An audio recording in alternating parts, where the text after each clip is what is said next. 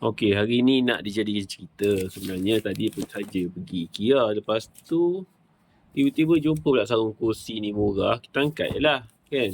Ini satu hal. Ni tempat as-is punya benda kan. Yang ada cok as-is ni. Ini satu hal. Tapi ini yang hal sebenarnya. Tiba-tiba pula nampak ada kereta api ni yang full set punya ni. Yang full set ni.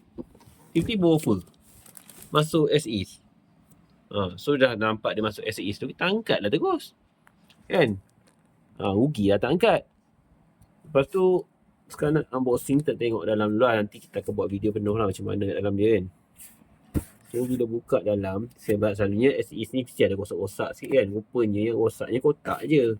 Bukannya rosak barang dalam. Tengok kotak tak cantik, koyak-koyak macam ni. So kita buka lah dalam.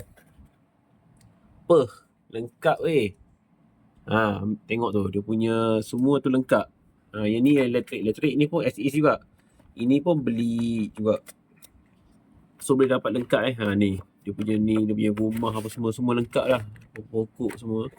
Nanti kita akan pasang lah nanti. Tapi nak bagi tahu je bahawa dapat harga murah gila kot. Harga as-is je. Itu yang puas hati tu. Jadi lepas ni rajin-rajin lah tengok dekat as-is tu. So boleh dapat ni. Set lengkap dia macam ni. Dia ada semua ni. Ni yang semua barang-barang dia ni. Dia ada semua. Memang sikit pun tak kurang, sikit pun tak rosak.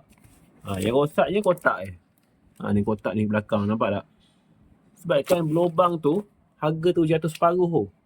Daripada 90 jadi 40 lebih je.